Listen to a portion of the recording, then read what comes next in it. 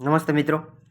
સરકારશ્રી દ્વારા પેટ્રોલ અને ઇથેનોલ બ્લેન્ડિંગ વધારીને 20% સુધી લઈ જવાનું 2025 સુધીમાં સરકારશ્રી દ્વારા આદેશ કરવામાં આવ્યો છે કે આવનારા સમયની અંદર એ બ્લેન્ડિંગ છે એ વધીને 20% સુધી લઈ જવું.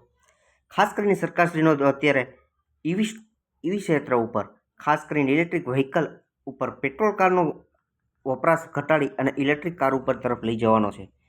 સારી વસ્તુ છે, પણ આ બંનેને સેમ રેટ ઉપર લઈ જવાનો છે. તો ઇથેનોલ તૈયાર કરવા ઉપર શા માટે એ કામ એટલું બધું આગળ કરવામાં આવે છે?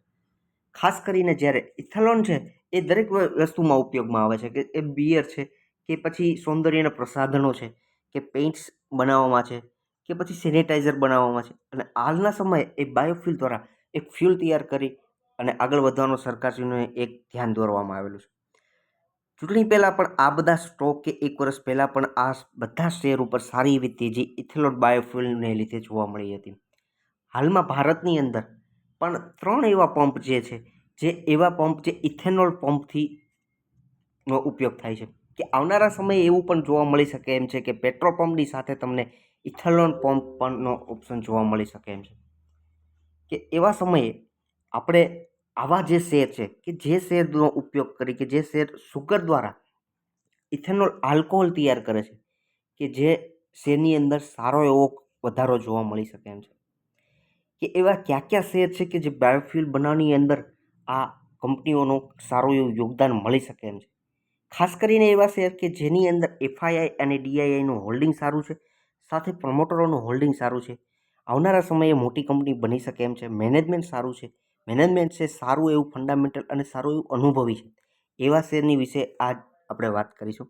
તો આ વિડીયોની અંદર આગળ વધીએ એ પહેલાં સ્ટોક ઓફ ગુજરાતી લાયન્સ ચેનલમાં ફર્સ્ટ ટાઈમ મિત્રો ખાસ વિઝિટ તમે જુઓ છો તો ચેનલને સબસ્ક્રાઈબ કરવાનું ના ભૂલો. ફ્રી ઓફ ચાર્જ છે, કોઈ પણ ચાર્જ નથી. તમારા મિત્રો સાથે શેર કરાવો કે એને પણ એવી માહિતી મળી શકે. અને ખાસ એ અગત્યનું એક બેલ આઇકન હિટ કરાવો, જેથી કરીને તમને આવનારા સમયે જે પણ વિડીયોની માહિતી મળશે તેની તમને તાત્કાલિક નોટિફિકેશન મળી રહે.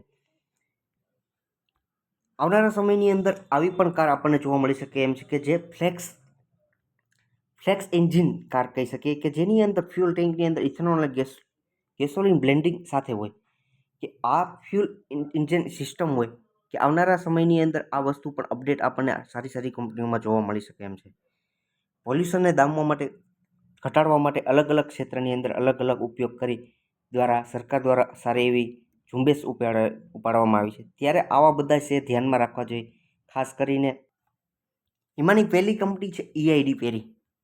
નામ સાંભળીને ખાલી ઇન્વેસ્ટમેન્ટ કરવા જેવા શેર નથી. લોંગ ટર્મ ઇન્વેસ્ટમેન્ટ માટે કરવા માટે એ વસ્તુ જાણવી અગત્યની છે કે આ જે કંપની છે ઈઆઈડી પેરી, એ કંપની કોના ગ્રુપની બિલોંગ કરે છે.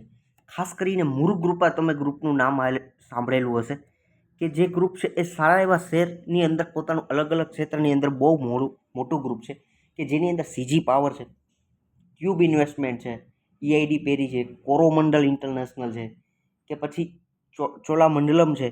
સારી મોટી કંપની માર્કેટની અંદર લિસ્ટેડ છે, એક ગ્રુપથી બિલોંગ કરે છે. જે કંપનીનો શેરનો ભાવ અત્યારે આપણને 806 રૂપિયા જોવા મળી રહ્યો છે. જ્યારે સારો એવો વધારો અત્યારે શેરના ભાવની અંદર જોવા મળી રહ્યો છે. છેલ્લા 1-2 મહિનાથી સારો એવો જમ્પ થયેલો છે.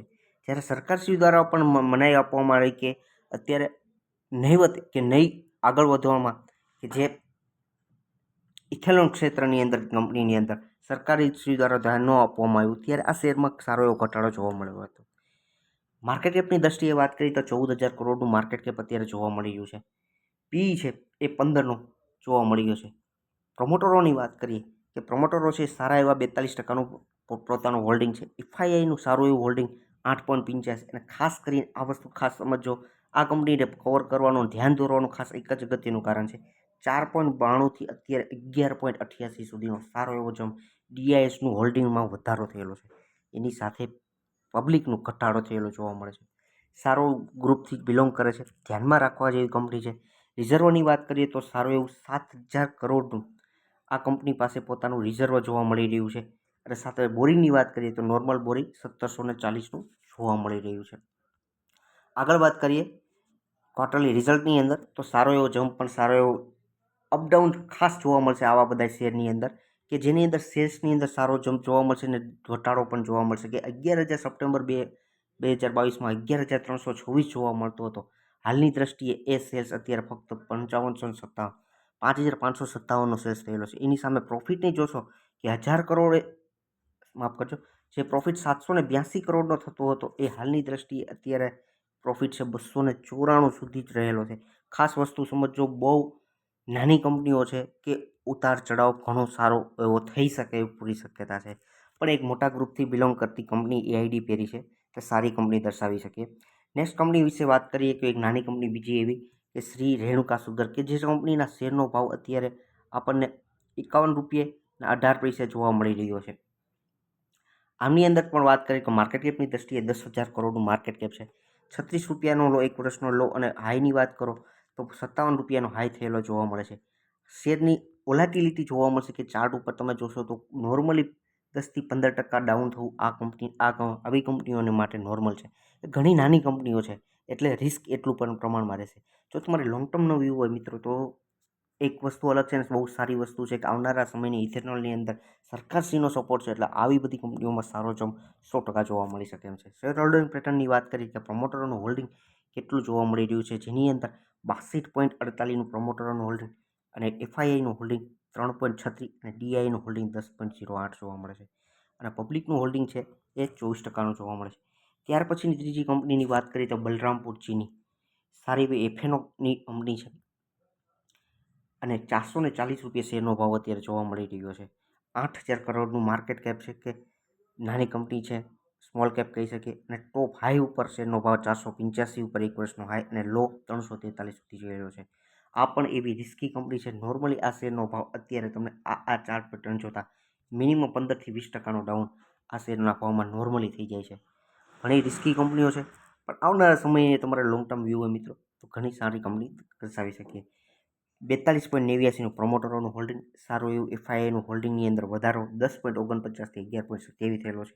ડીઆઈની હોલ્ડિંગ નોર્મલી ડાઉન 21.63થી 20.76, સારું એવું એફઆઈઆઈ ડીઆઈનું હોલ્ડિંગ કહી શકીએ એવી કંપની છે કે જે આવનારા સમયની અંદર તમને એક સપોર્ટ મળી રહે કે સારા એવા એ ફોરેન ઇન્વેસ્ટર અને ડોમેસ્ટિક ઇન્વેસ્ટરોનું હોલ્ડિંગ જોવા મળતું હોય ત્યાં. બેલેન્સ રિઝર્વની વાત કરીએ તો સારું એવું 3381, અને બોરિંગની વાત કરીએ તો બોરિંગની અંદર 2009નું બોરિંગ જોવા મળી રહ્યું છે. ત્રણેય કંપની સારી લોંગ ટર્મ માટે છે અને ખાસ વસ્તુ વિચારજો, પોતાનું સર્ચિંગ કરજો. નાની કંપનીઓ છે ત્રણે, એટલે લોંગ ટર્મ વ્યૂ તમારો મિત્રો હોય તો એ પ્રમાણે તમારું ઇન્વેસ્ટમેન્ટનું શેરના નંગ એ પ્રમાણે ખરીદજો. અને એન્ડ સુધી વિડીયો જોવા માટે ખૂબ ખૂબ આભાર. અને ખાસ મિત્રો એ વસ્તુ કે ચેનલ સબસ્ક્રાઈબ કરવાનું ના ભૂલતા અને એક લાઇક આપી અમને એક સપોર્ટ આપજો. Thank you.